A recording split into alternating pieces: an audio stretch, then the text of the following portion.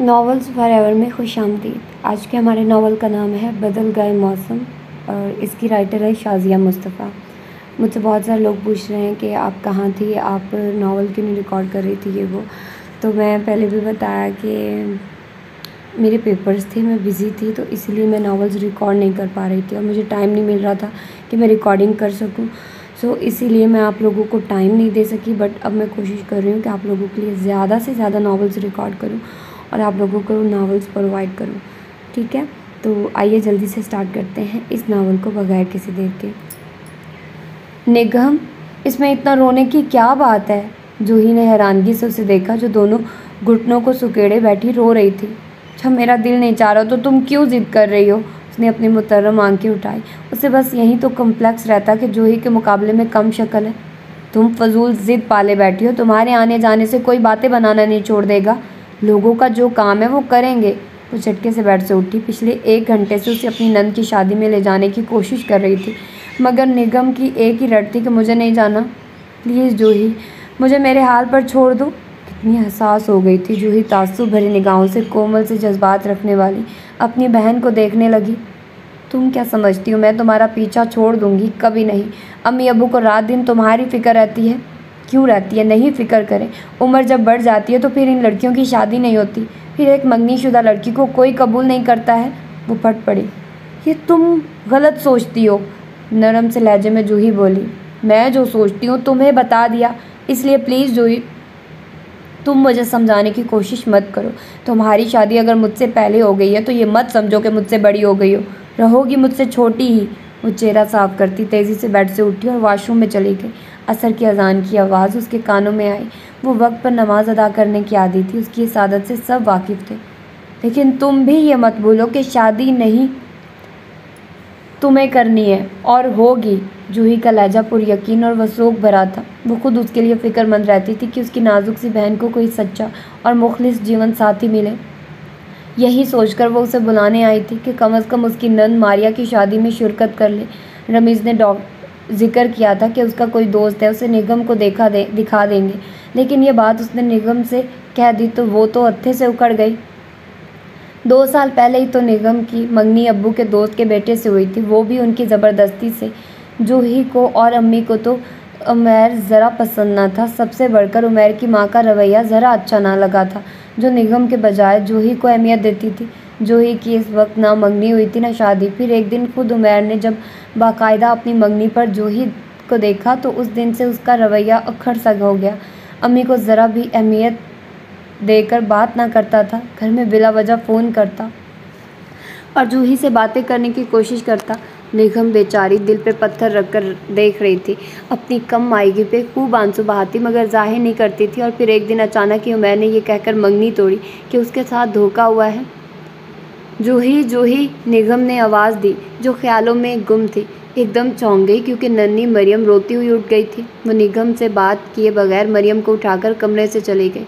निगम असर की नमाज़ पढ़कर कुरानी आयात पढ़ रही थी। उमैर की अम्मी ने रिश्ता क्या तोड़ा, निगम को ही तोड़ फोड़ कर रख दिया। बड़ी मुश्किल से उसे अम्मी अब्बू और जूही ने संभाला था। अभी 5 माह ही गुजरे थे कि जूही का रिश्ता आ गया। रमीज़ के घर वाले अच्छे और मिलनसार तबीयत के थे। खुद रमीज़ भी अच्छी आदतों अतवार का मालिक था। यूँ जूही का ये रिश्ता पहले तय कर दिया। रमीज़ के घर वालों को जल्दी थी। उसके वालिद तो हयात ना थे, सिर्फ 2 बहन भाई थे। ज़्यादा फैमिली भी ना थी। 6 माह के अंदर उसकी शादी हो गई। निगम और अकेली हो गई। कम गोसी, किसी भी दिलचस्पी में हिस्सा न लेती थी। खुद को घर में मकीद कर लिया था।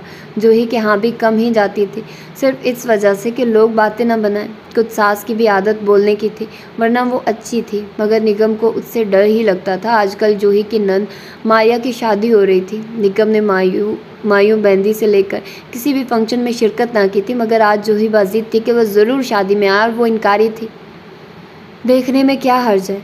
यार तुम मेरा दिमाग खा जा रहे हो। मैं कह चुका हूँ, तुम्हें नहीं पता मेरी सोचें क्या हैं। बैकवर्ड कहते हैं मुझे। शहरयार सिंगल सोफे पे टेक लगाए बैठा था। रमीज़ उससे मिलने आया हुआ था और उसे ये बताने कि जूही की बहन को एक नज़र देख तो ले। यार तुम्हारी सोचों के मुताबिक है, कम गोसी, हर काम में परफेक्ट, सबसे बढ़कर सोमो सलाद की पाबंद। बस ये सब लड़कियों ने नमाज रोज़ा फ़ैशन बनाया हुआ है, वरना मुझे ये सब खबर है। फ़ैशन में डबल MA होती है। गैर मुल्की चैनल्स ने उन्हें तबाह किया हुआ है। वो मुसलसल रमीज़ की नफ़ी किए जा रहा था। अब मैं आंटी से ही बात करूँगा, तुम ऐसे तो मानोगे नहीं, उसने शहरयार को धमकी दी। शहरयार ने ज़ोरदार कहका लगाया। उसके झुंझलाने पर अक्सर दोनों में बहस होती थी और हमेशा जीत शहरयार की ही होती थी। वो कुछ रिज़र्व तबीयत का था, कम किसी से घुलता मिलता था। एक वाहिद रमीज़ ही उसका दोस्त था जिससे वो अपने दिल की सारी बातें करता था।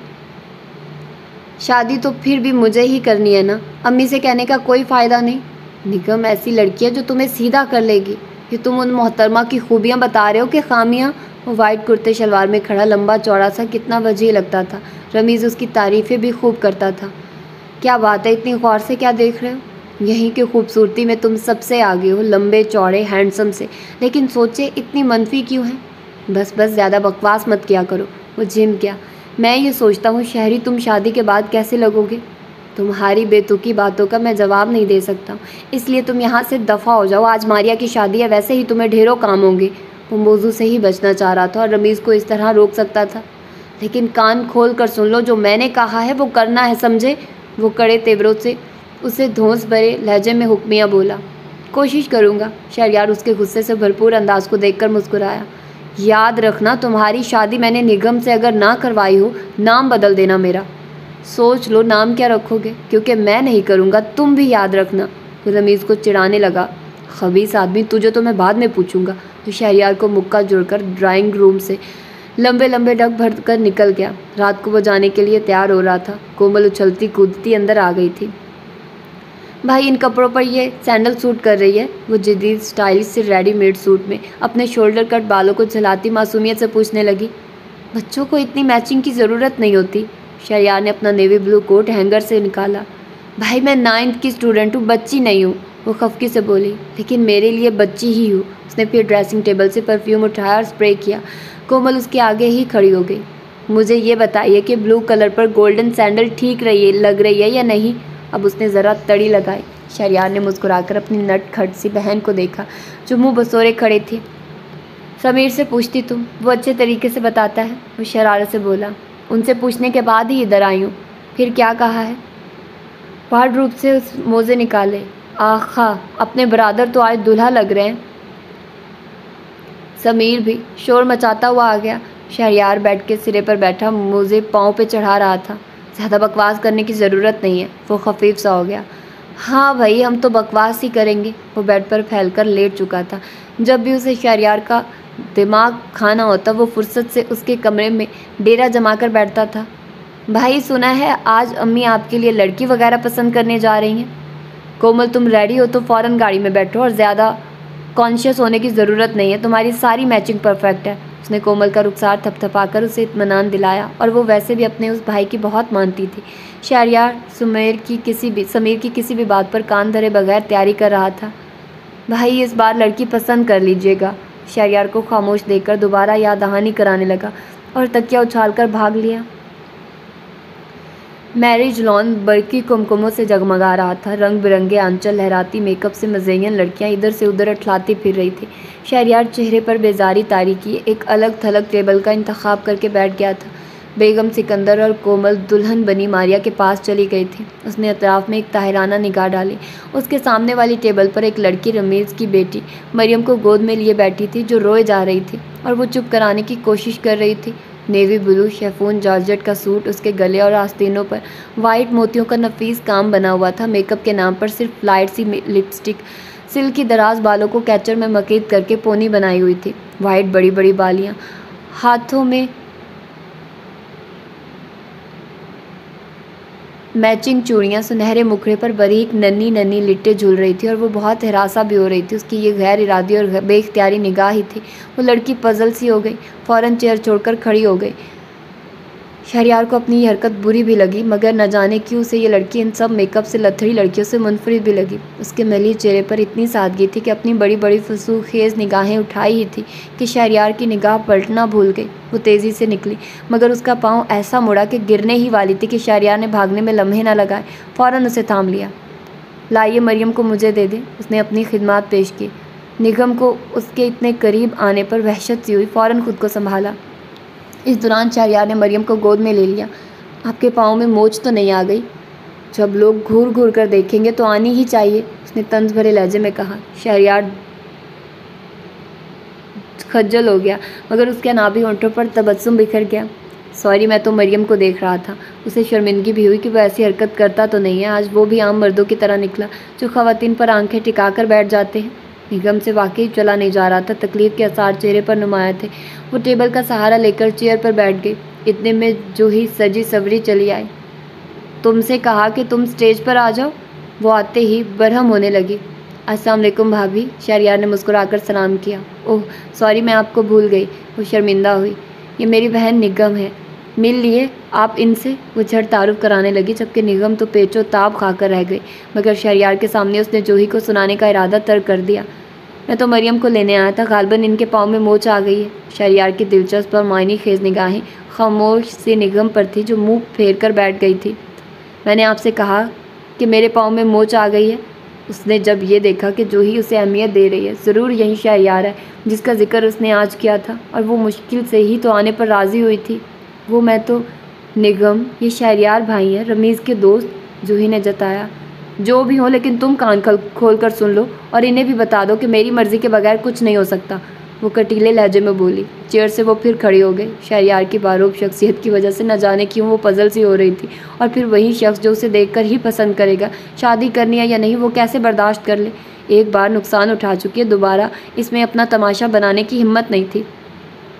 शहरयार भाई सॉरी, निगम ने आपके साथ अच्छा सलूक नहीं किया। इट्स ओके भाभी, लेकिन अपनी बहन को ये ज़रूर इत्ला दे दीजिएगा कि शहरयार सिकंदर ने उसे पहले ही निगाह में पसंद कर लिया। क्या? जूही तो हैरान रह गई। यूँ इतनी जल्दी शहरयार को निगम पसंद आ जाएगी, वो तो सोच भी नहीं सकती थी। अभी तो शहरयार की अम्मी से भी उसे मिलवाना था, मगर सबसे बड़ा मसला तो शहरयार ने हल कर दिया था। शहरयार भाई, मेरी बहन बहुत सादा है, मुझे यही बात अच्छी लगी है, और सबसे बढ़कर साफ को। वो खुश दिली से मुस्कुराया। उसकी निगाहें दोबारा झुंझलाई हुई निगम पर पड़ गई, जो अलग थलग बैठ गई थी। जूही ने निगम को बेगम सिकंदर से मिलवा दिया। उन्हें भी कम गोसी निगम अच्छी लगी। कोमल को तो निगम के लंबे सिल्की बाल बहुत पसंद आए थे। फ़ौरन ही उसने दोस्ती भी कर ली, जबकि वो सिर्फ हों हाँ ही करती रही, लेकिन दिल उसका कब राज़ी था, न जाने क्यों दिल डर रहा था। और वो सारे ही मर्दों से खाइफ थी। जहाँ खूबसूरत चेहरा नज़र आएगा, मामूली शक्ल सूरत वाली लड़की को छोड़ देते हैं। उसे शहरयार भी ऐसा ही लग रहा था। मारिया की शादी के एक हफ्ते बाद ही शहरयार की अम्मी रमीज़ और जूही को लेकर निगम का रिश्ता लेने आ गई थी। अम्मी और अब्बू ने ज़रा सोचने के लिए कुछ वक्त मांगा, और फिर इस बार वो कोई धोखा भी नहीं खाना चाहते थे। निगम को तो चिढ़ ही हो गई थी, और फिर सबसे बढ़कर शहरयार आला तबके से ताल्लुक़ रखता था, और वो मिडिल क्लास से। इस बार क्लास का फ़र्क आड़े था, जो अम्मी और अब्बू को भी फ़िक्र में मुब्तला कर रहा था। अम्मी, आप इस रिश्ते से इनकार कर दें। आखिर उससे बर्दाश्त न हुआ तो वो रखशंदा बेगम से कहने आ ही गई। वो इशा की नमाज़ पढ़कर फारिग हुई थी। आजकल निगम के लिए कोई वजीफ़ा पढ़ रही थी। उसकी शादी हो जाने के लिए तस्बीह उनके हाथ में ही थी, और वो चौंके बिना न रह सकी। हम जो बेहतर समझेंगे वो करेंगे, तुम्हें बोलने की ज़रूरत नहीं है, उन्होंने दुरुस्त लहजे में कहा, और तस्बीह लेकर बेड पर बैठ गई थी। अम्मी, इस बार मैं ज़रूर बोलूँगी, हर बार मुझे तमाशा मत बनाइए। आखिर मैंने लोगों का क्या बिगाड़ा जो मुझे जीने नहीं देते? पर रूहान सी हो गई। निगम, इस वक्त मेरा दिमाग मत खाओ, मुझे तस्बीह पढ़ने दो प्लीज़। अम्मी, मेरी बात समझिए, हम उनका मुकाबला नहीं कर सकते। वो बहुत अमीर है, और सबसे बढ़कर जिस शख्स का प्रपोज़ल आया वो मुझे नहीं पसंद। ऐसी क्या खराबी है जो तुम्हें नहीं पसंद? उन्होंने फहमाशी निगाह डाली। निगम जर्द कपड़ों में खुद भी जर्द ही लग रही थी। एक हफ्ते से उसकी नींदें शहरयार अहमद ने उड़ाई हुई थी, जिसको वो किसी तौर कबूल नहीं करना चाहती थी। बस वो बहुत अमीर है और सबसे ज़्यादा खूबसूरत हैं, उसने रुक रुक कर कहा। तुम्हें क्या तकलीफ़ है उनके खूबसूरत होने से? उन्हें निगम की मंतक समझ में नहीं आ रही थी। मैंने कह दिया मुझे नहीं करनी शहरयार अहमद से शादी, और अगर आपने या अब्बू ने इनकार नहीं किया ना, मैं खुद कर दूंगी। वो धमकी देती हुई चली गई। रखशंदा बेगम ताज्जुब भरी निगाह डालकर रह गई। 2 साल के अरसे में वो बहुत हसास हो गई थी। हर जगह उसने आना जाना तर्क कर दिया था। बस खुद को घर के कामों में मसरूफ़ रखती, या फिर घंटों उन्होंने उसे जाए नमाज पर बैठे देखा था। अक्सर वो उन्हें रोती हुई भी नज़र आती थी। वो माँ थी, उसकी फ़िक्र रात दिन रहती थी। बड़ी से पहले छोटी का हो गया था, लगा लगाया रिश्ता टूटा, जिसकी वजह से वो चिड़चिड़ी हो गई थी। वो बुरी तरह भुना रही थी। जो ही पर भी गुस्सा आ रहा था, जो मुसलसल अम्मी और अब्बू दोनों को ही भर रही थी कि शहरयार अहमद के रिश्ते से इनकार नहीं कीजिएगा। नाखूनों को कुतरती वो धड़ से बेड पर बैठ गई। उसकी समझ में नहीं आ रहा था कि क्या करे। फ़ौरन ख्याल फ़ोन की तरफ गया। झट जूही को डायल किया। शुक्र साद साहिबा ने नहीं उठाया, वरना उसे उनकी भी सुननी पड़ती थी। फिर उसे कोफत होती थी। कैसे याद कर लिया मुझे? जूही की चहकती हुई आवाज़ आई। मैंने इसलिए याद किया है कि मिस्टर शहरयार अहमद को मेरी जानिब से इनकार कर देना। वो तड़क से गोया हुई। निगम, तुम गलत कर रही हो, इस बार कुछ भी बुरा नहीं होगा। वो घबरा गई। हर बार बुरा ही होता और मैं बुरी हूँ, इसलिए उनके काबिल नहीं हूँ। उनसे कहना किसी अमीर घराने की खूबसूरत सी लड़की से शादी करें, मैं उनके लायक नहीं। उसे गुस्सा ही शदीद आ रहा था और ये सब उसका नतीजा था। लोग हमेशा उसकी रंगत को तनकीद का निशाना बनाते, हमेशा जूही के मुकाबले में उसे कमतर कहा जाता था और ये बात वो दिल में लेकर बैठ गई थी। तुम्हारा दिमाग चल गया है। जूही को भी गुस्सा आ गया। दिमाग मेरा नहीं, मिस्टर शहरयार का चल गया। आखिर मुझ कम सूरत लड़की में नज़र क्या आया कि रिश्ता भेज दिया? तुम कम सूरत नहीं हो। जूही उसके दिल से ये ख्याल निकालने की बहुत कोशिश कर चुकी थी, मगर वो इतनी बददिल हो गई थी कि उसके समझाने का भी असर ना लेती थी। तुम्हारी सादगी ने उन्हें मुतासिर किया है। मैं इतनी सादा भी नहीं कि लोगों की तनकीदाना निगाहों को भी ना समझ सकूं। बाद में हमेशा मुझे यही ताने मिलेगा कि बीवी मियाँ के मुकाबले में कुछ भी नहीं। उसकी आवाज़ ही भर आ गई। खट से रिसीवर क्रैडल पर पटका और बेड पर औंधे मुँह लेटी रोने लगी अपनी किस्मत पर। वो तो सबके साथ अच्छी थी, मुखलिस थी, हर एक से पुरखुलूस अंदाज में मिलती थी, लेकिन हमेशा लोगों ने उसके रंग, उसकी कमसूरती को ही निशाना बनाया। वो तो किसी को भी बुरा नहीं कहती थी, हर एक के काम आती थी, लेकिन उससे ऐसा अनजाने में क्या फेल गलत हुआ कि उसके साथ ये सब हो रहा था। भाईजान, जूही भाभी की सिस्टर तो बहुत ही प्यारी है। कोमल उसके बेड पर चढ़ी बैठी थी, जबकि वो नेम दराज फाइल्स की वर्गरदानी में मुनहमिक था। फिर मैं क्या करूं? वो मुस्कुराया। आपको कुछ नहीं करना, बस उनसे शादी करनी है, क्योंकि मुझे बस निगम भाभी ही पसंद आई हैं। क्या भाभी? वो हैरानगी से उसे देखने लगा। जो अभी रिश्ता जुड़ा नहीं था, भाभी भी कहने लगी। और क्या आपको शादी सिर्फ उन्हीं से करनी है, क्योंकि वो आपसे शादी के लिए मान नहीं रही हैं? लेकिन क्यों? वो तो उछल गया। पता नहीं, कोमल ने अफसुर्दगी से कहा। शहरयार की तो बेचैनी ही में इजाफा हो गया। उसे कोई लड़की पहली नज़र में पसंद आई थी और वो भी उससे इनकारी। ये तो उसने सोचा तक नहीं था। साफ गोसी मली चेहरे वाली निगम ने तो उसे ऐसे शहर में जकड़ लिया था कि वो खुद हैरान था। कल तक लड़कियों से दूर भागने वाला आज एक लड़की ने ही उसके दिल पर अटैक किया था। कोमल, कोमल! सरवत बेगम की आवाज़ पर वो बेड से उतरकर भाग ली। शहरयार तो गहरी सोच में गर्क था, फाइल्स वगैरह तक को भूल गया। उसकी सोचों में इर्ताश मोबाइल की बब से हुआ। छठ नंबर और नाम देखा, रमेश का था। ओह यार, मैं तुम्हें ही करता। शहरयार सलाम दुआ किए बगैर छठ से बोला। लगता है कोई बात ख़ास ही करनी है। रमेश की मायनी कैसी आवाज़ आई। हाँ यार, वो झिम गया। बोलो क्या बात है? वो भी शायद शहरयार की ख़ास बात समझ गया था। मुझे ये बताओ कि आखिर मुझ में क्या ख़राबी है जो तुम्हारी साली साहिबा मुझसे शादी करने से इनकार कर रही है? शहरयार को गुस्सा ही आ गया। पहुंच गई तुम तक भी खबर? रमेश की ज़ोरदार हंसी की आवाज़ ने शहरयार को तपा दिया। मेरी बात कान खोल कर सुन लो कि मैं शादी करूँगा तो उसी से समझे। ज़बरदस्ती है? उसे शहरयार का धुंस भरा अंदाज़ अच्छा लगा। हाँ, ज़बरदस्ती, और तुम्हें ये शादी करवानी है क्योंकि तुम्हारी भी यही ख्वाहिश थी कि मेरी शादी तुम्हारी साली से हो। ओके ओके, इतनी बेताबी अभी से हो रही है? वो शरारत से गोया हुआ। अच्छा भला हूँ, पढ़ा लिखा बिजनेसमैन हूँ, उन मोहतरमा को बुराई क्या नज़र आई है? ये तो मैं भी नहीं जानता। रमीज़ को उसका अंदाज़ अच्छा लग रहा था। उससे पता करो, और हाँ, 2 माह के अंदर शादी करनी है मुझे। वाह वाह, लड़की राज़ी नहीं है। मौसूफ ने तारीख भी रख दी। यार रमीज़, तुम समझ नहीं रहे हो मेरी कैफियत। वो खसिया गया। समझ रहा हूँ, तुम अपना दिल छोटा मत करो, बेफिक्र रहो। शादी तुम्हारी निगम से ही होगी, क्योंकि मेरे यार को पहली बार कोई लड़की पसंद आई है, और आखिरी बार भी। शहरयार ने मज़ीद लुकमा दिया। दोनों ने मज़ीद इधर उधर की बातें की। फिर रमीज़ ने ही इजाज़त ली। शहरयार का फाइल्स में खाक दिल लगता उठाकर क्रिस्टल की सेंट्रल टेबल पर पटक दिया। बात उसकी अना पर भी थी। कोई लड़की बगैर जवाब बताए उसे रद्द करे, ये कैसे गवारा था? इधर से उधर मुस्तरिब सा वो टहलने लगा। उसे ये तो सरवत बेगम ने बता दिया था कि अभी निगम के घर वालों ने कोई मस्बत जवाब नहीं दिया है, मगर उसे यकीन था कि हाँ में ही जवाब होगा। मगर निगम का इनकार सुनकर तो वो भुना ही गया था।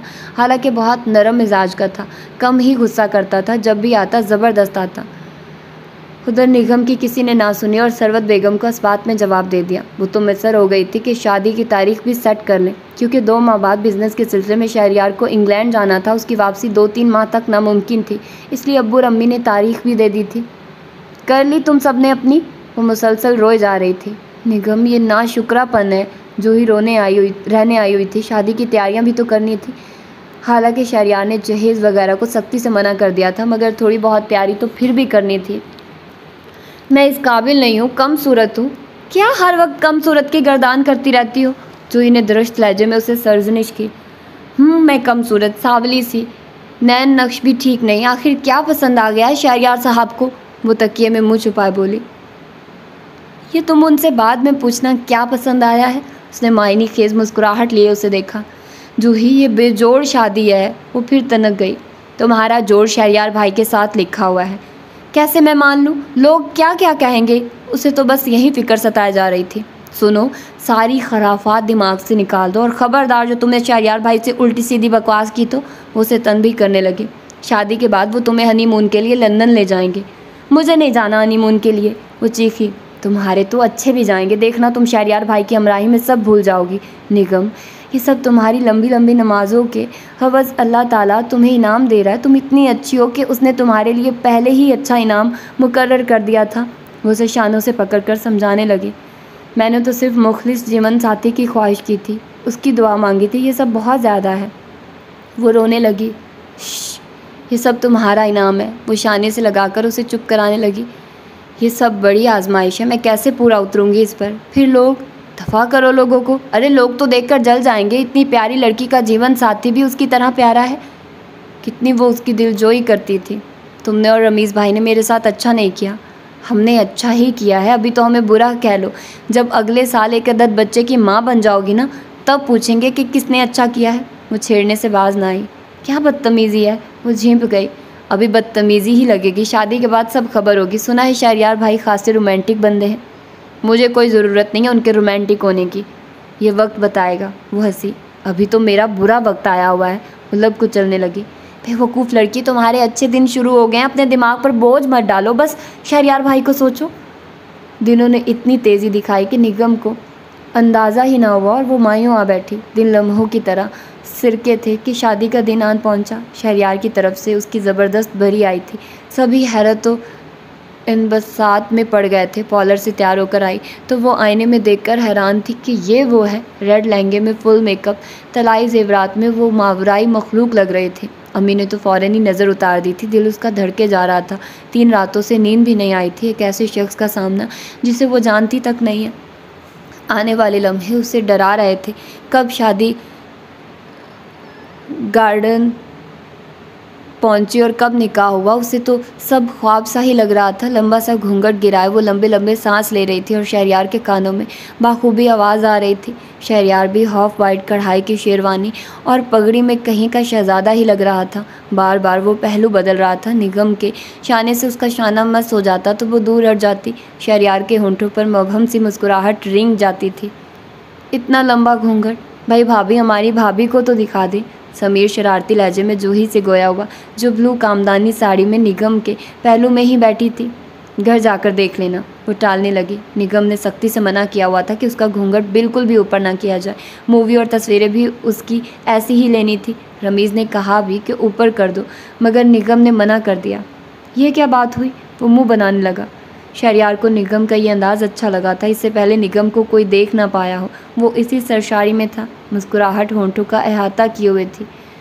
बात ठीक है, अब ये तुम जाकर अपनी भाभी से ही पूछना कि उसने ऐसा क्यों किया। जूही निगम के झुके सर को देखने लगी, जो समीर के करीब बैठने पर और झुक गया था। कुछ ही देर में रुखसती का शोर हुआ। निगम का दिल धड़क उठा। आज वो किसी की हमराही में हमेशा के लिए अपने अम्मी और अब्बू को छोड़कर जा रही थी। अच्छा ही हुआ, उनके सर से भी बोझ हल्का हुआ। वो रोती धोती रुखसत हो गई थी। बारात के साथ ज़बरदस्ती जूही को भी साथ ही लाई थी कि कम से कम वो वहाँ होगी तो उसकी ढाढ़ तो बंदी रहेगी। ससुराल में उसका ज़बरदस्त इस्तकबाल हुआ था। उसे समीर और कोमल की खुशी से भरपूर आवाज़ें आ रही थी। सरबत बेगम ने तो फ़ौरन ही अपने बेटे और बहू की नज़र उतारी थी। निगम हैरान थी कि वो भी किसी के लिए इतनी अहमियत रखती है। लाउंज में उसे काउच पर टेक लगाकर बैठा दिया था। बाकी की रस्में होने के बाद सरबत बेगम और जूही ने मिलकर उसे खूबसूरत से सजे हुए बेडरूम में बिठा दिया। भीनी भीनी गुलाब और मोतिये की खुशबू से माहौल ख्वाबनाक सा लग रहा था। सरबत बेगम शहरयार को देखने कमरे से बाहर चली गई थी। अच्छा, मुझे ये तो बता दो कि नमाज किस जानिब मुँह करके पढ़ते हैं? निगम ने लंबे से घूंघट को ऊपर उठाकर जूही से पूछा। इतनी जल्दी क्या है? लहजा उसका मायनी खेज था। निगम ने उसके चुटकी ली, वो सी करके रह गई, साथ ही उसे घूरने भी लगी। बकवास करने की ज़रूरत नहीं है, मुझे बताओ काबा किधर है? उसे तो अपनी असर, मगरिब, इशा सारी ही नमाज़ें क़ज़ा हो जाने का दुख था और वो जल्द ही जल्द अदा करना चाहती थी। जूही ने खासी सोच विचार के बाद कहा, क्योंकि एक बार उसने सरवत बेगम को लाउंज में नमाज़ पढ़ते देखा था। उसी को जहन में रखकर वो अंदाज़ा लगाने लगी। हाँ इधर है, वो तेज़ी से बोली। बेड की दाएं जानिब इशारा किया, जहाँ कमरे का दरवाज़ा भी था, साथ ही बाएं जानिब ड्रेसिंग टेबल था। उसने कमरे का जायज़ा लिया। जदीद तर्ज का furniture, wall to wall carpet bed को असली फूलों से सजाकर कवर कर दिया था। लगता था फूलों की सारी दुकान यहाँ आ गई हो। अच्छा मैं चलती हूँ, तुम्हारे कपड़े रखे हैं, और मज़ीद किसी चीज़ की ज़रूरत हो तो आंटी को कह गई है, बेधड़क वार्डरोब से निकाल सकती हो। वो अपनी जलमलाती साड़ी का आंचल संभालते हुए बताने लगी। तुम चली जाओगी? जाहिर है जाऊंगी, अपने बहनोई साहब को देखा है, फ़ौरन मुंह बनने लगता है कहीं रुक जाऊं तो, और फिर मरियम भी घर पर है। वो अज़र पेश करने लगी। वो उसे इजाज़त लेकर चली गई थी। निगम को उस वक्त किसी चीज़ का ख्याल ना था, और फिर शहरयार का सामना करना उसका दिल धड़का रहा था कि वो इतना खूबसूरत और मैं आम सी लड़की। उसे रोना आने लगा। आने वाले दिनों से डर लग रहा था, लोगों की 10 तरह की बातें होंगी। वो अपना ज़रतार दुपट्टा उतारकर, सारी ज्वेलरी उतारकर ड्रेसिंग टेबल पर रखने लगी। डर भी था कि शहरयार ना आ जाए। जल्दी से वज़ू किया और वज़नी लहंगे को संभालती वाशरूम से बाहर आई। जाए नमाज को तलाश करने लगी, मगर वो भी नदारुद। इतने में सोफ़े की साइड पर रखी क्रिस्टल टेबल नज़र आ गई। लपक कर उठाई और बिछाकर नमाज शुरू कर दी। सारी ही नमाज़ें अदा करनी थी। उसी असना में शहरयार अंदर कदम रखते हुए वहाँ निगम को नमाज़ पढ़ते देखकर विरता हैरत में पड़ गया। निगम ने उसका इंतज़ार तक नहीं किया, मगर उसकी आदत भी मालूम थी कि नमाज की पाबंद है, इसलिए अच्छा लगा। इसी दौरान उसने भी कपड़े चेंज करके बेड की राह ली। काफ़ी थकन भी हो रही थी। ब्लू नाइट सूट में सुर्खों सफ़ेद शहरयार मखमूर निगाहों से उसे देख रहा था, जो बड़े खुशू खजू से नमाज़ पढ़ रही थी। बेड की बैकग्राउंड से टेक लगाकर उसका इंतज़ार करने लगा। कितनी लंबी नमाज है जो ख़त्म ही नहीं हो रही है, वो सोचने लगा। 1 घंटा होने वाला था और वो उसी तरह पढ़ने में मसरूफ़ थी। एक बार भी उसने शहरयार पर निगाह डालना ज़रूरी नहीं समझा था। शहरयार की भी काफ़ी देर इंतज़ार करने के बाद आंख लग गई थी। वो मुख्तलिफ दुआएं पढ़ने के बाद फारिग हुई थी। कचरती निगाह डाली। वो जानबूझकर शहरयार से गुरेज कर रही थी, क्योंकि अपना रद्द किया जाना उसे किसी तौर पर गवारा नहीं था। इसलिए शुरू से ही खुद को शहरयार से दूर रखेगी तो बाद में इतना अफसोस नहीं होगा। कभी ना कभी तो उसे यह एहसास होगा ही कि एक आम शक्लो सूरत की लड़की से शादी करके उसने बेवकूफ़ी की है। सुबह आंख उसकी फजर के वक्त ना खुली, बल्कि किसी के जगाने पर खुली थी। पट से आंखें खोली, खुद को कारपेट पर ही पाया। आप ऊपर बेड पर सो जाइए, मैं बाहर जा रहा हूँ। शहरयार की संजीदा सी आवाज़ ने निगम की सारी हसियात बेदार कर दी थी। वो शर्मिंदा होती कारपेट से उठी। कपड़े बदलकर वो उधर ही लेट गई थी। हनाई हाथों में चूड़ियाँ खासी दिलकश लग रही थी। शहरयार ने एक भरपूर निगाह डाली। मासूम सी ये लड़की तो उसका चैनो करार लूट रही थी। टाइम क्या हुआ है? कदर तवक्कुफ़ के बाद बोली। 6:45 बज रहे हैं। वो ये कहकर वाशरूम में चला गया। उफ, नमाज निकल गई। उसे अफसोस हुआ। बेड के सिरे पर वो अफसरदा सी बैठ गई थी। वो अफसोस में अपने आप से ही हम कलाम थी। रात आपने मुझे जगाया नहीं? वो तौलिए से मुँह पोंछता वाशरूम से निकला। जानबूझकर उसे एहसास दिलाना चाह रहा था कि उसने कल के खूबसूरत लम्हों को फरामोश कर दिया था। वो मैं बहुत थकी हुई थी। लब भींच लिए। अच्छी तरह जब थकन उतार लें तो मुझे बता दीजिएगा। वो गहरा तंज करने लगा। तौलिया उसने सोफ़े पर उछाल दिया, जो निगम ने फहमाई अंदाज में देखा था। बेतरतीबी तो वैसे भी उसे बर्दाश्त न होती थी। जहनी कोफत होने लगी। आई एम सॉरी, सर झुकाते हुए बोली। मेरा मकसद आपको शर्मिंदा करना नहीं था। ब्रश भी ज़ोर से ड्रेसिंग टेबल पर फेंका। सारी चीज़ें इधर उधर बिखर गई। लेकिन मैं आपका तन समझती हूँ। वो आपस में अपनी मखरूती उंगलियों को मरोड़ रही थी। शहरयार की गहरी और भरपूर निगाह उसका हर अंदाज देख रही थी, जिसके चेहरे पर मासूमियत इस बला की थी कि वो मबहूत रह गया था। मेरा मकसद तंज नहीं है। वो वार्डरोब की जानिब बढ़ गया, क्योंकि जज्बे हवासों पर छाने लगे थे और वो अभी ऐसी कोई भी हरकत करना नहीं चाहता था जो उसकी अना के मुनाफी हो। कल रात का गुस्सा अनूज था। मिस्टर का मिजाज ज़रूरत से ज़्यादा ठंडा है। रात गारत होने का अफसोस हो रहा है, लेकिन मुंह से नहीं कह रहा। निगम ने जले दिल से सोचा। शहरयार अपना फ़ान कलर का कुर्ता शलवार लेकर वाशरूम में चला गया था और वो ऐसी ही बैठी थी। रात वाला हुलिया ऐसा ही था। कुछ ही लम्हों में वो निकला और उससे बात किए बगैर कमरे से ही निकल गया। मसूफ़ में अक्कड़ भी है, लेकिन मैं अपने साथ कुछ भी बुरा होने नहीं दूंगी। एक आम सी शक्ल वाली लड़की से शादी करके क्या समझते हैं? एहसान कर दिया है। वो मनफी सोचों के ताने बाने में उलझी हुई थी कि सरवत बेगम कासनी जॉर्जेट के प्लेन सूट में मुस्कुराती हुई अंदर आ गई थी। वो उन्हें देखकर गड़बड़ा गई। झट बेड से खड़ी होकर सलाम किया। उन्होंने उसके सर पर शफकत से हाथ फेरा। उन्हें भी तो सादा सी निगम पहली ही नज़र में पसंद आई थी। बेटा, आपने कपड़े चेंज नहीं किए? जी, वो शर्माए शर्माए लहजे में इतना बोली। अरे बेटा, तुम मुझसे शर्माओ तो नहीं। मैं तुम्हारी सास नहीं बल्कि माँ हूँ, जैसे शहरयार की हूँ, समझी तुम? उन्होंने प्यार भरे लहजे में कहते हुए उसका चेहरा अपने हाथों में थाम लिया। निगम उनकी मोहब्बत पर हैरान रह गई कि एक ही दिन में वो उससे इतनी मोहब्बत और अपनाइयत से बोल रही थी, वरना तो वो समझी थी कि शायद उनका भी यही अरमान होगा कि उनकी बहू खूबसूरत हो। लेकिन उसकी समाहतों ने क्या सुना। जल्दी से तैयार हो जाओ, तुम्हारी अम्मी के घर से जूही लेने आ रही है। रात को वलीमा भी है, फिर उसकी भी तैयारी करनी होगी। अम्मी, और कितनी देर मुझे नाश्ते का इंतज़ार करना होगा? शहरयार झुंझलाया हुआ अंदर आया, मगर निगम पर उसने निगाह गलत तक न डाली। अच्छा, थोड़ा और इंतज़ार कर लो, मेरी बहू तैयार हो रही है। उन्होंने निगम का dark purple kamdani suit hanger किया निकाला। वो शहरयार को तनबीह करके आई थी कि निगम के साथ नाश्ता करेंगे हम सभी। वो धड़ से दरवाज़ा बंद करके चला गया। निगम तैयारी में लग गई थी। नाश्ते के बाद जूही रमीज़ के साथ उसे लेने आ गई थी और वो तो तैयार बैठी थी, मगर सरवत बेगम ने शाम जल्दी आने को कहा था और शाम में शहरयार को ही जाना था। क्या बात है बिग ब्रदर, मुँह क्यों लटकाया हुआ है? समीर अपनी शोखी से बाज ना आया। दोनों ही बाहर से अंदर ही आ रहे थे। निगम चली गई थी। तुम बकवास कम किया करो, शहरयार ने झिंककर उसको चपत लगाई। वैसे ही रात की वजह से उसका मूड ख़राब हो रहा था, मगर उसे खुद पर कंट्रोल बढ़ा था। चेहरे से उसने कुछ भी जाहिर नहीं किया था, बल्कि रमीज़ से उसी तरह बातें करता रहा था। वलीमे के बाद दावतें वगैरह भी ख़त्म हो गई थी। उसने खुद को काफ़ी हद तक एडजस्ट भी कर लिया था। घर में समीर और कोमल से उसकी काफ़ी बन गई थी, लेकिन शहरयार से अजनबियत अभी तक पहले दिन वाली थी। वो बहुत उसी के करीब होने की कोशिश करता, मगर निगम सर्द मोहरी ही दिखाती। शादी को 3 माह हुए थे और वो आज पहली बार मैके रहने के लिए आई थी, वो भी सिर्फ 2 दिन के लिए। ये ऑर्डर कोमल का था, जिसका अब घर में दिल उसकी वजह से नहीं लगता था। तुम्हारे तो 2 दिन ऐसे गुजरे हैं कि पता ही नहीं चले। अम्मी ने उसे देखा जो जाने की तैयारियों में लगी हुई थी। कासनी कॉटन के एम्ब्रॉयडरी वाले सूट में लाइट से किए गए मेकअप में खासी दिलकश लग रही थी। कोमल बहुत ज़्यादा मुझसे अटैच हो गई है। अपनी बिखरी चीज़ें बेड से समेटने के बाद बैग में रखी। चलो, मुझे ये खुशी हुई कि ससुराल वाले सारे तुमसे खुश हैं। अम्मी उसी में पुरसकून थी कि निगम ने खुद को एडजस्ट कर लिया था। फिर शहरयार भी खासी सुलझी हुई तबीयत का था, बहुत इज्जत करता था सबकी। हो गई तुम्हारी तैयारी? जूही आज सुबह ही आई थी और वो भी उसकी ही वजह से, वरना उसका भी घर से निकलना बहुत मुश्किल होता था। हाँ, हो गई है। ज़रा मौसूफ़ के सेल पर तो ट्राई करूँ, शायद बात हो जाए। निगम ने टेबल से अपना सेल उठाया, जो शादी के कुछ दिनों बाद ही शहरयार ने उसे दिया था। उसने मना भी किया था कि उसे ज़रूरत नहीं है, मगर उसने निगम के ऊपर उछाल दिया था, ये कह कर के मुझे तो ज़रूरत है।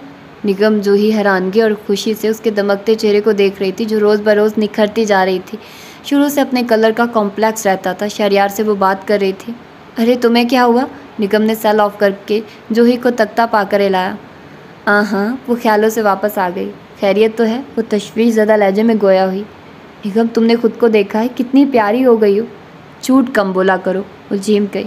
अगर मैं झूठ बोल रही हूँ तो शहरयार भाई से पूछ लेना। वो बुरा मानकर बेड पर बैठ गई। अभी तो मैंने उनसे आने का पूछा था, 7 बजे तक आएंगे और वो इतनी देर बाहर लगाएंगे, मेरी इशा की नमाज़ हर बार निकलवा देते हैं। वो अभी असर की नमाज़ पढ़कर फारिग हुई थी, फिर फ़ौरन ही तैयार भी होने लगी। शुक्र करो इतना अच्छा शौहर मिला है तुम्हें, वो घुमाते फिराते भी हैं, और एक वो हमारे हैं, उन्हें फुर्सत ही नहीं है। जूही की हमेशा रमीज़ से यही शिकवा रहता था। वो वैसे भी घूमने फिरने की सज़ादा की शौकीन थी और निगम उसके मुतज़ाद थी। तुम बस रमीज़ भाई से शिकवा ही करती रहा करो। उसने जूही को चपत लगाई। अपने बड़े होने का फ़ायदा ज़रूर उठाती थी। रात का खाना जूही ने तैयार किया था और शहरयार की पसंद से नरगसी कोफ्ते और पुलाव पकाया था। निगम को उसने किचन में घुसने ही नहीं दिया था। जिस वक्त वो मगरिब की नमाज़ पढ़ रही थी, शहरयार आ गया। वहीं ड्राइंग रूम में ही वो बैठ गया था। वो नमाज़ वहीं पढ़ रही थी। अस्सलाम वालेकुम। निगम ने नमाज से फारिग होने के बाद उसे आहिस्तगी से सलाम किया। शहरयार ने सर हिलाकर जवाब दिया। नमाज के वाइट दुपट्टे में उसका सरापा पाकीज़गी लिए हुए था, फिर कुछ उसके चेहरे पर भी नरमी और मुलाहमत थी।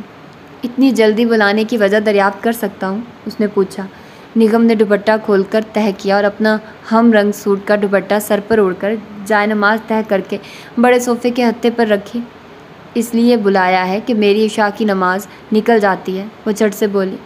आप पढ़ तो लेती हैं जितनी भी देर हो। वो सिंगल सोफे की बैग से टेक लगाए उसे ही देख रहा था, जिसकी दिलकशी में इजाफा ही हो रहा था, और वो अपने नफ्स पर कंट्रोल रखता था, ये वो खुद ही जानता था कि कैसे वो अपने हक से महरूम है। फिर फजर की नमाज भी कज़ा हो जाती है, रात को सोने में देर जो हो जाती है। निगम, आप क्या समझती हैं कि आप जो इबादत करती हैं, आप इबादत कबूल भी होती है या नहीं? बरजस्ता वो तंज कर बैठा। जी। उसने चौंक कर सर उठाया। अल्लाह ताला ने कहा है कि बंदों को नाराज़ करके वो अल्लाह को नाराज़ करता है। ब्लैक पैंट पर ब्लू धारीदार शर्ट में शहरयार खासा डैशिंग लग रहा था। निगम ने निगाह चुरा ली थी। मैंने किसको नाराज़ किया है? ये आप बेहतर समझती हैं किसको नाराज़ किया है, वो उसे जताने लगा। इसी दौरान अब्बू और रमीज़ की आम से दोनों ही चुप हो गए। वो ड्राइंग रूम से निकलकर बाहर आ गई, मगर पूरा वक्त उलझी हुई रही। खाना भी बराए नाम ही खाया। फिर शहरयार रमीज़ से बातों में लग गया।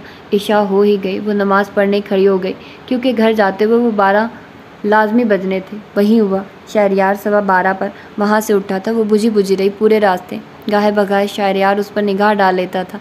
घर पहुँचते ही अम्मी को सलाम करती कमरे में चली गई। शहरयार अलबत्ता अब भी कमरे में ना आया। वो कपड़े चेंज करके लेट चुकी थी। क्या बात है, यहाँ क्यों बैठे हो? सरबत बेगम ने इस्तफार किया, जो लाउंज में काउच पर दराज था। कुछ नहीं, थोड़ी सी थकन हो रही है, उसने मुस्कुरा कर कहा। निगम से कुछ बात हुई है? वो कुछ चुप चुप सी थी।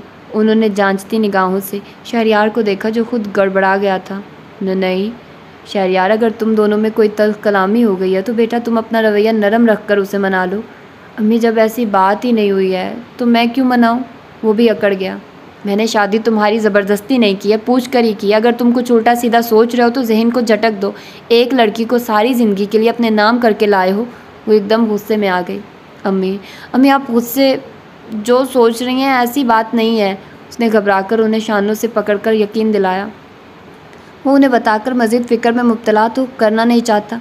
उन्हें समझाकर इत्मीनान तो दिला दिया, लेकिन जैसे वो मुतमईन ना हुई थी, शहरयार से मज़ीद बात किए बगैर अपने कमरे में चली गई थी। शहरयार ने अपना सर हाथों में थाम लिया था।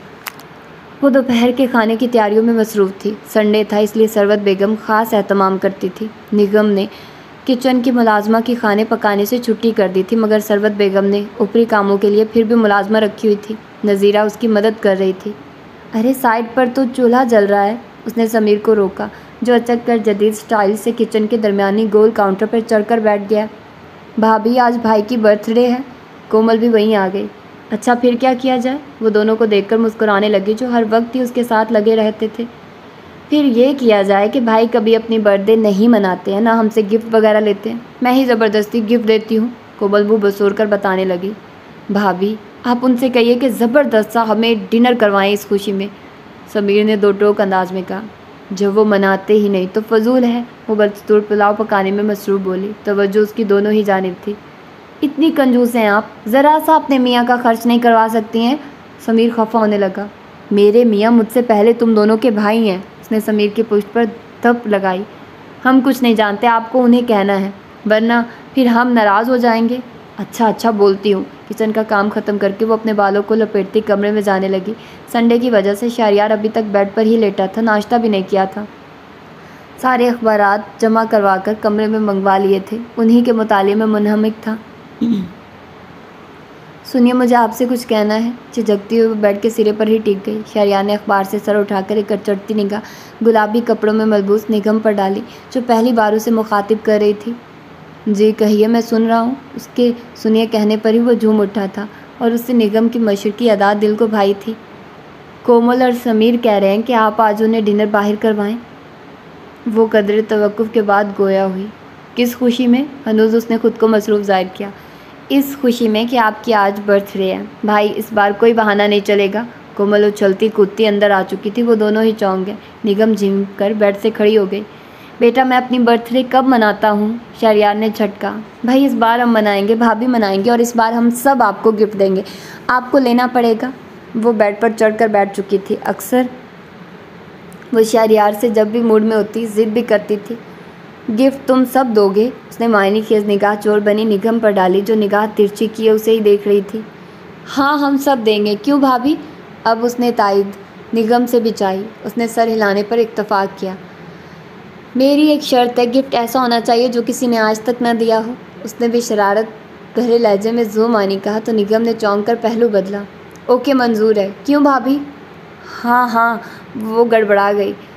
कोमल ये खबर देने अम्मी और समीर के पास दौड़ी ताकि सब जाने की तैयारी कर ले। निगम ने अपने गालों पर बिखरे लिटों को काने के पीछे किया। किचन में काम करने की वजह से हुलिया भी अजीब ही हो रहा था। सुनिए मोहतरमा, गिफ्ट ज़बरदस्ती होना चाहिए। वो फिर छेड़ने से बाज ना आया था। वो सर झुका कर रह गई। शहरयार की शोक नज़रें और बातों का मतलब वो खूब समझ रही थी, मगर उसका दिल क्या करे जो अभी तक उसे कबूल ही ना कर सका था। एक अनजाना सा धड़का ही लगा रहता था कि कब शहरयार बदल जाए। अपनी मर्ज़ी से कुछ भी ले लीजिएगा, बस इतना ही कह सकी। वाकई अपनी मर्ज़ी से कुछ भी ले सकता हूँ। वो बेड से उठा। निगम घबराकर 2 कदम पीछे हट गई। बेड के करीब ही तो खड़ी थी। दोनों के शाने मस होने लगे थे। जी, सर हिलाया। शर्मगी लहजा उसे कुछ बोलने ही नहीं दे रहा था।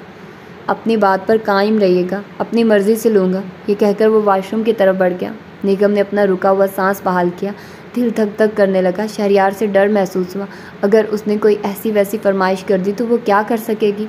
शाम में ही वो तीनों को लेकर निकल गया था। सरवत बेगम ने तबीयत की खराबी का अज़र पेश कर दिया था, इसलिए वो घर रुक गई थी। शहरयार ने उन्हें मुख्तलिफ जगहों पर घुमाया, फिर रात को शानदार से रेस्टोरेंट में ज़बरदस्त सा डिनर कराया। वापसी पर निगम को हाथों और बालों के लिए गजरे दिलवाए, जो कि कोमल ने झट पहना भी दिए। हंसते खिलखिलाते वो लोग घर आए थे। इस बार शहरयार ने कोमल और समीर का गिफ्ट भी कबूल कर लिया, मगर निगम से अभी फरमाइश तक ना की थी। क्या बात है, आप मुझे गिफ्ट देना भूल रही हैं? शहरयार ने कमरे में आते ही उसे टोका। जो बालों से गजरे निकाल रही थी धक से रह गई। मैं सारे रास्ते आपसे पूछती ही रही थी, तनक कर जवाब दिया। चलिए अब पूछ लें, वो मायनी खेजी से बोलता ड्रेसिंग टेबल के आईने में उसकी पुश्त पर खड़ा था। निगम ने लब भींच लिए। वो शहरयार की मायनी खेजी समझ रही थी। इतनी रात को कोई गिफ्ट? वो घबराने लगी, लबों पर ज़बान फेरी। इतनी रात को ही तो बड़े गिफ्ट मिलते हैं, वो बेबाकी से बोलता उसके बालों में लगे गजरे को करीब जाकर सूंघने लगा। पहली जसारत उसने तरंग में की। वो लेकिन मैं तो उसने शहरयार के इस तरह शौक होने पर ख़तरे की घंटी महसूस की। फ़ौरन स्टूल से खड़ी हो गई। वो उसकी कैफियत से महजूज हुआ। या तो आप बेवकूफ़ हैं या मुझे बना रही हैं, वो तंज करने लगा। मैं आपकी किसी बात का मतलब नहीं समझ पाती हूँ। लगता है तुम्हें समझाने के लिए अमली कदम उठाने पड़ेंगे, क्योंकि ज़िंदगी इस तरह नहीं गुजर सकती है मोहतरमा। आप और मैं 2 किनारों पर खड़े हैं और मेरी समझ में ये नहीं आता कि आखिर आप मेरे करीब आते हुए इतना बौखलाती क्यों हैं। शहरयार तेज़ लहजे में बोला। निगम तो शर्म के मारे कांपने ही लगी थी। कितनी वाज़ेह बात वो कर रहा था, और वो अपने अंदर का खौफ कैसे बताए। वो तो खुद इस तरह कब चाह रही थी। आप क्या समझती हैं, शादी सिर्फ 2 बोल निकाह के परवाने से निभती है। इसके कुछ फितरी तकाजे भी होते हैं। 5 वक्त की नमाज़ पढ़ती हैं, थोड़ा मुतालिया अज़वाजी ज़िंदगी का भी कर लें कि मियाँ बीवी की शादी के क्या रिलेशन होते हैं। वो तो आज फट ही पड़ा, वरना तो कई दिनों से वह ज़ब्त के मराहिल से गुजर रहा था। और फिर सरवत बेगम के सामने वो मज़ीद कोई ऐसी बात नहीं करना चाहता था कि उन्हें शक हो। निगम ने रोना शुरू कर दिया। शहरयार हथेली पर मुक्का मार कर रह गया। उसकी वो कोई बात समझ ही नहीं रही थी। उस दिन के बाद शहरयार का मूड ही ऑफ हो गया। ज़रूरत के वक्त ही बात करता था, वरना कमरे में जाकर वो अजनबी ही बन जाता था। जो थोड़ी बहुत वो बातचीत करता था वो भी मौकूफ़ थी। निगम को शहरयार का सर्द रवैया रुलाने लगा था। आखिर वो अपनी उस उलझन को किससे शेयर करे। एक जूही ही थी। झट उसे फ़ोन करके बुलाया। तुम्हारा तो दिमाग ख़राब हो गया है, जूही उसकी सुनने के बाद उसे सुनाने लगी, और वो इज़्तिराबी कैफियत में मुब्तला नाखून दांतों से काट रही थी। इतने अच्छे हैं शहरयार भाई, अगर उन्हें करनी होती ना किसी भी खूबसूरत लड़की से शादी तो पहले कर चुके होते। तुम यहाँ मौजूद ना होती। जूही, मैं उनके साथ सूट नहीं करती हूँ। वो रूहान सी हो गई। अंदर दाखिल होते शहरयार के कदम निगम की आवाज़ पर रुक गए। वो नासमझी की कैफियत में मुब्तला, ट्रांस में मुब्तला हो गया। समाते उसकी क्या सुन रही थी। दिन ब दिन तो खूबसूरत होती जा रही हो, और तुम अपने दिमाग से ये फजूल ख्याल क्यों नहीं निकाल देती हो कि तुम शहरयार भाई के मुकाबले में आम से लड़की हो। वो इतने हैंडसम से, सुर्खो सफ़ेद, और मैं सावली सी, ज़रा सी भी तो ठीक नहीं लगती हूँ। अगर कल उन्हें किसी खूबसूरत सी लड़की से मोहब्बत हो गई तो मैं तो मुफ्त में मारी जाऊँगी ना। वो बाकायदा रोने लगी। निगम, आखिर तुम्हारे दिमाग का फतूर मैं कैसे निकालूं? वो भी शिद्दत से मुट्ठियां भींचकर अपने अंदर के गुस्से को दबाने लगी। रमीज़ भाई, और तुमने मुझे फंसाया है। इतने ऊंचे घराने में मेरी शादी करवा दी, और मुझे तुम दोनों से यही शिकायत है। ओह माय गॉड, अब समझ में आई निगम साहिबा आपके गुरेज की वजह। शहरयार हैरानगी से खुद से ही हम कलाम हुआ। उसे ये भी सुकून हुआ कि निगम की प्रॉब्लम उसे पता चल गई थी, और अब उसके अंदर का डर खौफ दूर करना था। लेकिन थोड़ा हिसाब किताब करके, थोड़ा वो भी तो तड़प का मज़ा चखे।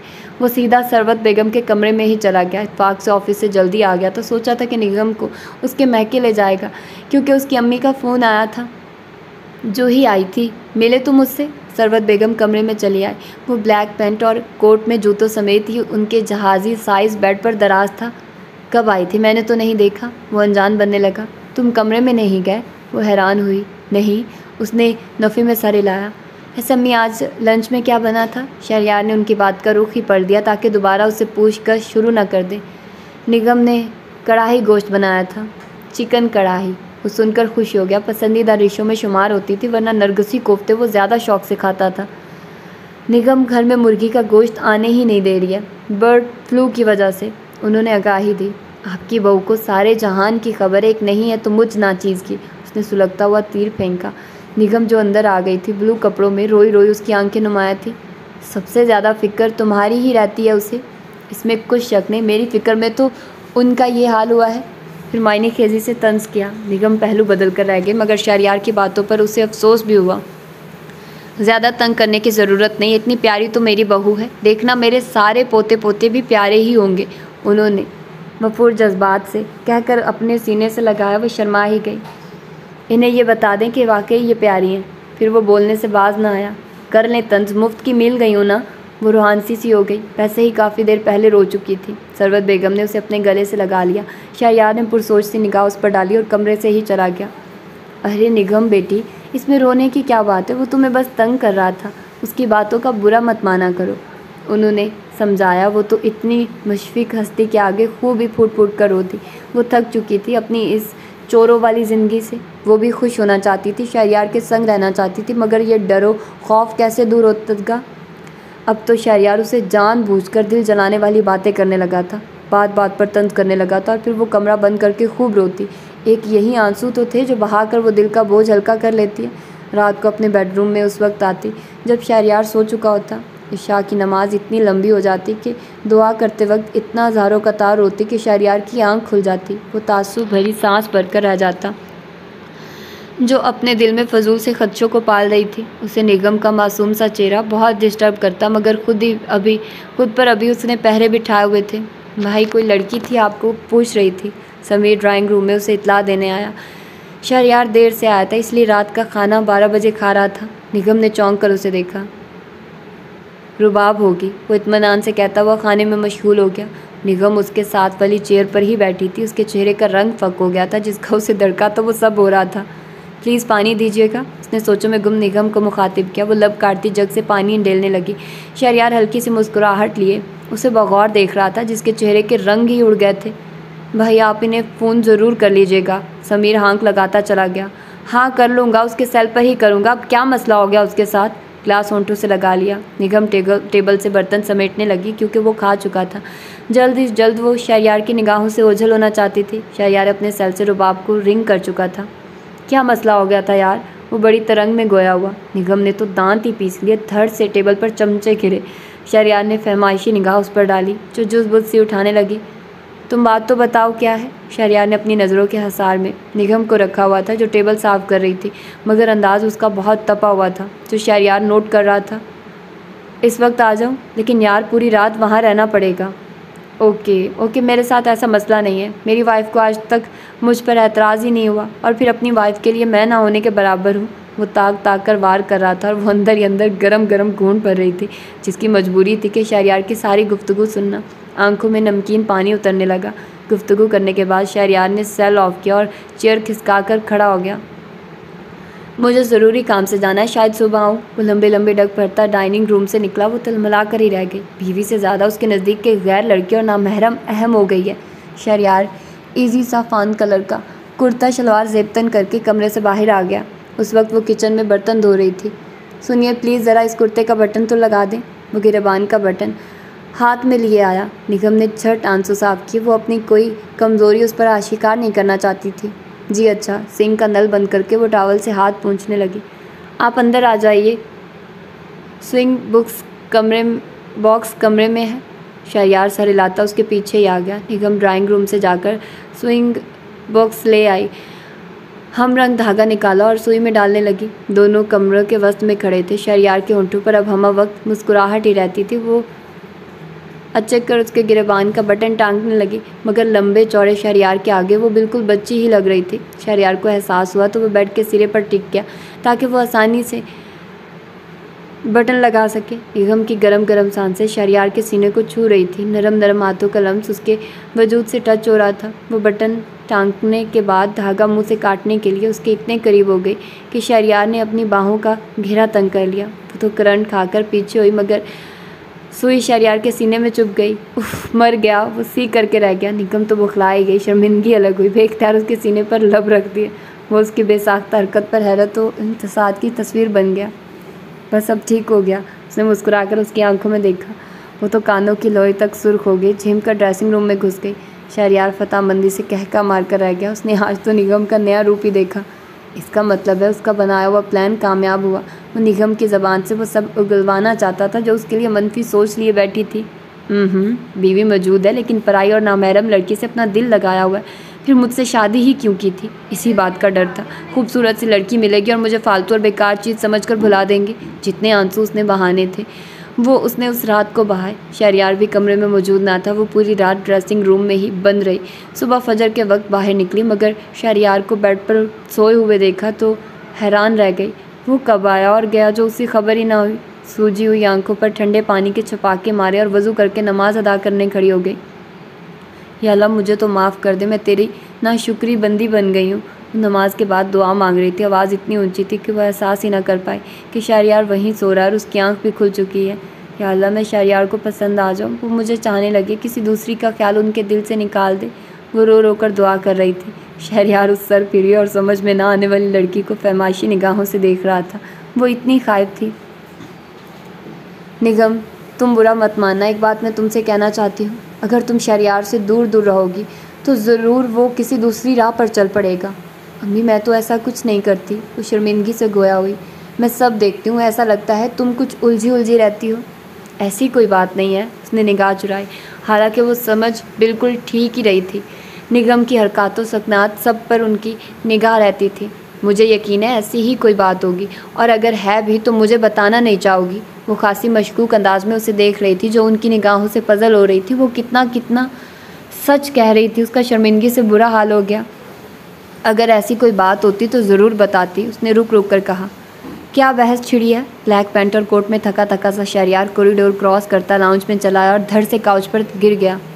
टाइम देखा है तुमने? क्या हो रहा है? उन्होंने निगम को छोड़कर अपनी तोपों का रुख उसकी जानिब कर दिया।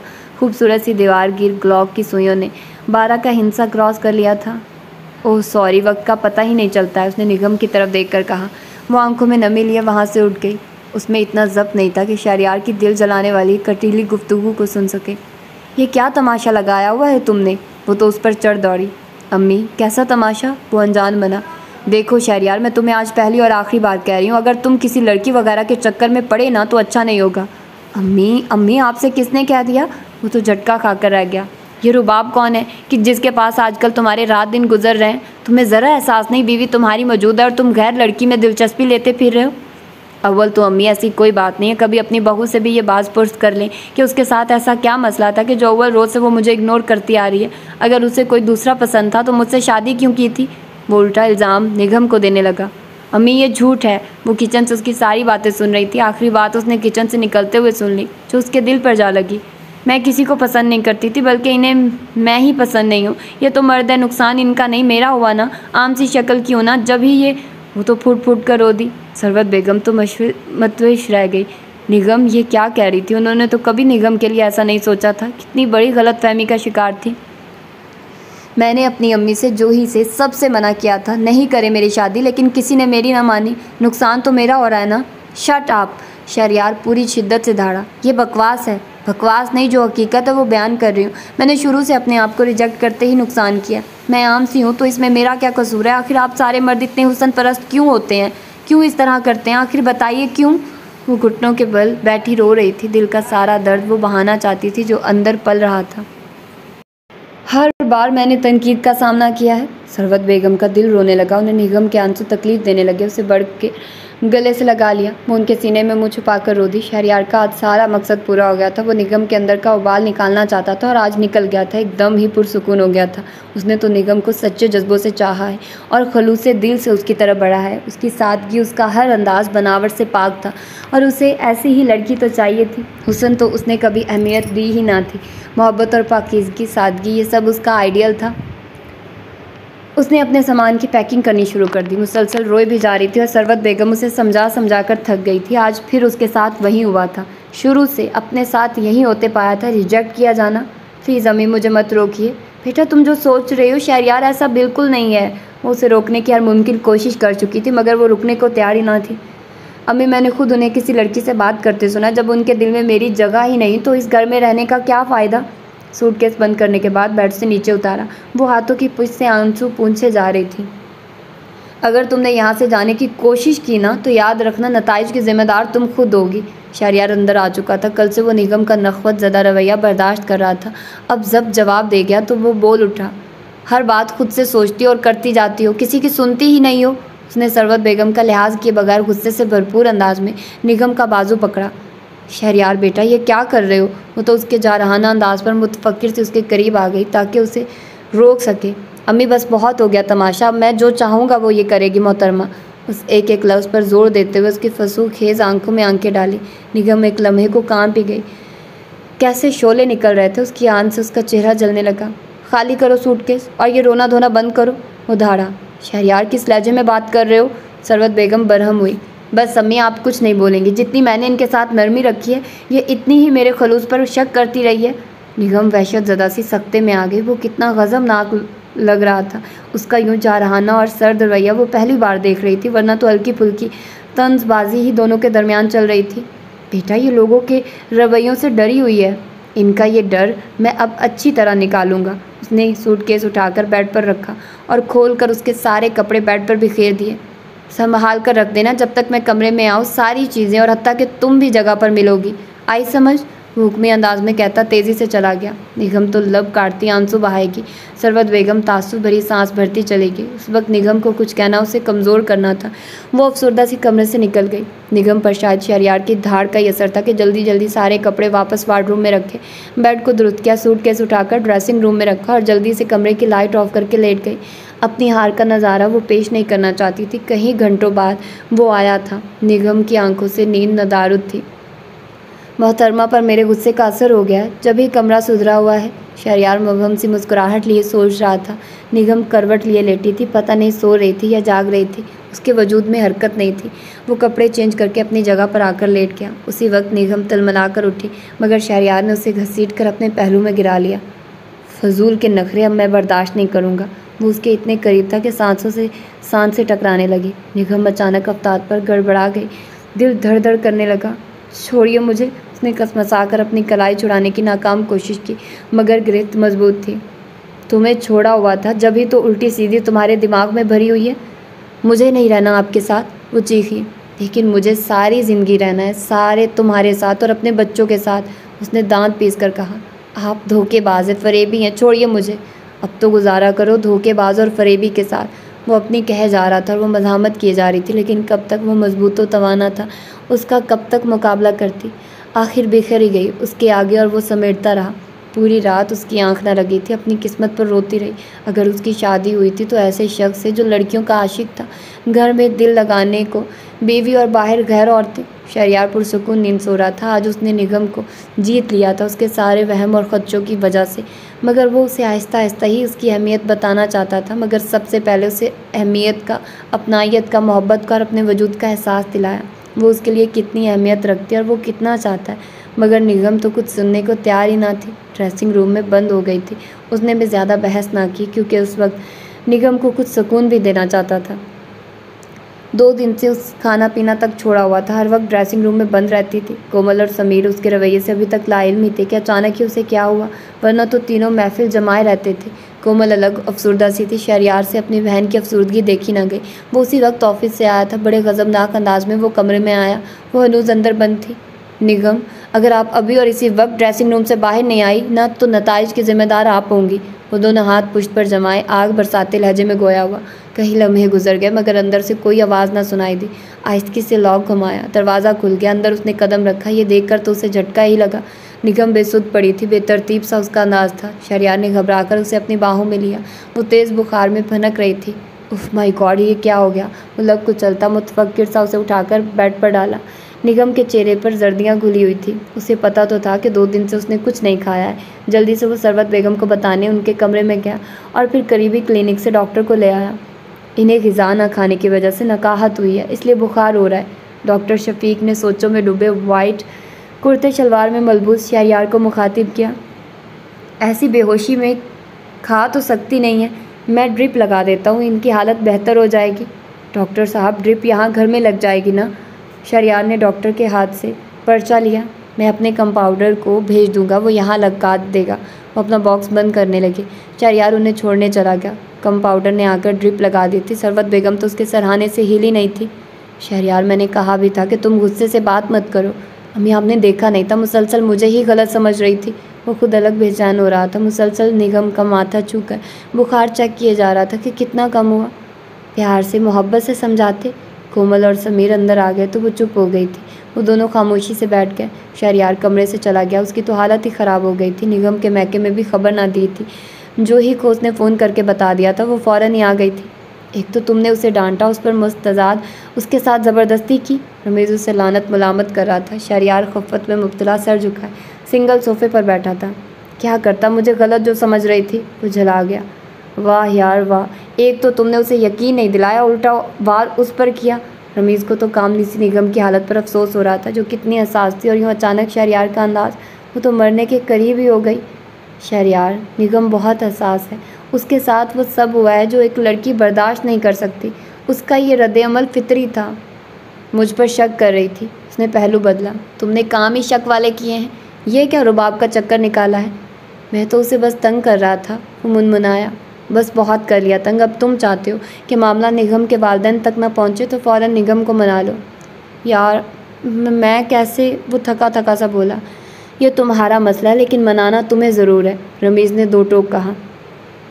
शहरयार अजीब उलझन में पड़ गया। पहले तो उसे इतनी बेचैनी ना थी, मगर अब बढ़ गई थी। और निगम का सामना करना उसके लिए पुलसरात से कम ना लग रहा था। दूसरे दिन जाकर निगम की हालत बेहतर हुई तो सरवत बेगम ने तशक्कुर भरी सांस भरी, वरना तो कल से उनके लिए दिन रात काटना मुश्किल हो रहा था। शुक्राने के नवाफिल पढ़ने और अपने कमरे में चली गई थी। निगम डबल तकियों के सहारे कमज़ोर सी लेटी थी। सिल्की दराज बाल तकियों पर बिखरे हुए थे। फसूखेज़ आंखों की जोत मानित थी। रंगत कमला सी गई थी। रो रो कर आंखों के गोशे स्याह पड़ गए थे। अब कैसा फील कर रही हैं? शहरयार उसे तफसीली देखने के बाद गोया हुआ। मारने में कसर आपने बिल्कुल नहीं छोड़ी थी, नखवत ज़दा से फनकारी। Nigam, I am really so sorry, but बस करें अपनी ये माफ़िया। मैं आपके लिए नापसंदीदा हूँ। चली जाऊँगी यहाँ से, कभी ना आने के लिए। हलक में आंसुओं का फंदा पड़ा। निगम, तुमने सोचा भी कैसे? वो तड़प कर उसके पहलू में ही आ बैठा। सोच तो मैं पहले से रही थी। एक काम सी लड़की से कैसे शादी कर सकते हैं आप? मैं ही नहीं इस काबिल। शुरू से रद्द की जाने वाली हस्ती रही हूँ। आंसू तवातुर से आंखों के गोशों से बहने लगे। नहीं हो तो माम, बल्कि मेरे लिए बहुत ख़ास हो, इतनी ख़ास हो कि कोई मेरे दिल से पूछे। शहरयार ने उसके नर्म और नाजुक हाथों पर अपना मजबूत दायां हाथ रखा, जो निगम ने झटके से छुड़ा लिया। मैं इतनी बेवकूफ़ नहीं हूँ कि आपकी बातों में आ जाऊँ। वो धाड़ी। प्लीज़ निगम, मेरी बात का यकीन करो। हर बात पहले से मत सोच लिया करो किसी के बारे में। अगर मुझे खूबसूरत लड़कियों में से किसी भी शादी करनी होती तो मैं बहुत पहले कर चुका होता। वो भी भुना गया। मेरा हमेशा से इंतखाब सादगी से पुर और बनावट और तज़ीज़ से पाक लड़की का रहा है, और मुझे तुम मिल भी गई। मैं नहीं मान सकती आपको सादा सी लड़की पसंद हो। वो नफ़ी करने लगी। वह मुश्किल उठकर बैठी थी। शहरयार उसके खास से नज़दीक बैठा था। लड़की को तो जदीद स्टाइलिश कपड़ों में रहने वाली फ़ैशन ज़दा लड़की पसंद होती है, मगर मैं उन लड़कों से मुख्तलिफ हूँ। मेरी सोचें, मेरा अंदाज़ और मेरा इंतखाब लाइफ पार्टनर का सादा ही रहा है। रमीज़ की बहन की शादी में तुम मुझे अचानक ही नज़र आई थी, लेकिन मुझे उस वक्त ये नहीं पता था कि तुम जूही भाभी की बहन हो। उस जूही की बच्ची ने मुझे फंसाया है। वो दांत पीसने लगी। जूही भाभी से ही मुझे तुम्हारे मुतालिक पता चला था। तुम मुझे क्या समझती हो और क्यों मुझसे दूर रहती हो? इसलिए रहती थी कि मुझे रद्द किया जाना बर्दाश्त ना था। देखो निगम, तुम अपने दिलो दिमाग से ये सारी खराफात निकाल दो। मैं तुम्हें सच्चे दिल से चाहता हूँ और तुम इन हसीन लड़कियों से ना सिर्फ एक हसीन लड़की हो जिसमें सारी अच्छाइयाँ, नमाज की तुम पाबंद हो, इखलाक की तुम अच्छी हो और सबसे बढ़कर तुम सलीका शुआर हो। मेरे घर में आकर तुम एडजस्ट हो गई हो। शहरयार ने उसका चेहरा अपने हाथों में थाम कर उसकी बड़ी बड़ी आंखों में देखा, जो हैरानगी से देख रही थी। उसके समातों ने जो सुना क्या वो सच था? तुम्हारा और मेरा जोड़ ऊपर वाले ने पहले से ही बनाया हुआ था। वो सब जो तुम्हारे साथ हुआ वो किस्मत में लिखा था। इस तरह होकर तो तुम मेरे पास आई हो और मैं ऊपर वाले का जितना शुक्र अदा करूँ कम है। जो मैंने चाहा वो पा लिया है। शहरयार सिर्फ तुम्हारा है, तन मन धन से, और तुम मेरी हो। फिर वो रुबाब वो झिझक कर पूछने लगी, ये रुबाब भी ना कबाब में हड्डी बन गई है। यार मेरी ऑफिस में सेक्रेटरी है लेकिन ऐसा कोई चक्कर नहीं है। फिर वो फ़ोन मारे हया के उसकी निगाह भी नहीं उठ रही थी। वो सब ड्रामा था। वो हंसा, आपके ड्रामे ने तो मेरी जान ही ले ली थी। उसने शहरयार को घूरा, मेरी जान की जान कोई लेकर तो देखे, जान से ना मार दूँ। उस पर शोखी सवार होने लगी। निगम को घबराहट होने लगी। शहरयार ने मुस्कुराती निगाह उस पर डाली। घबराओ नहीं, बीमार हो इसलिए ख्याल कर रहा हूँ, मानी खेजी से गोया हुआ। निगम ने झेम कर शहरयार के शाने पर सर टिका दिया। उसने निगम को अपने असार में ले लिया। कभी भूले से भी मत ये समझना या सोचना कि तुम मेरी पसंदीदा नहीं हो, क्योंकि पसंदीदा बंदों को ऊपर वाला आजमाइश में डालता है। जो कुछ तुमने बर्दाश्त किया सहा, उसका इनाम ऊपर वाले ने ये दिया कि तुम्हें और मुझे मिला दिया। मेरी दुआ है अल्लाह ताला से हर लड़की का नसीब मेरे जैसा हो, चाहने वाला जीवन साथी मिले। निगम ने दुआया अंदाज में कहा। आमीन, शहरयार ने कहा। निगम ने वफूर मुसर्रत से आंखें बंद कर ली। आज उसे उसका इनाम मिल गया था और वो जूही और रमीज़ को दुआएं देने लगी। और ये था खूबसूरत सा नावल। होप सो कि आप लोगों को पसंद आया होगा। अपना फीडबैक ज़रूर दीजिएगा। तो फिर मिलते हैं इंशाल्लाह किसी और अच्छे से नावल के साथ। अपना ढेर सारा ख्याल रखिएगा। अल्लाह हाफिज़।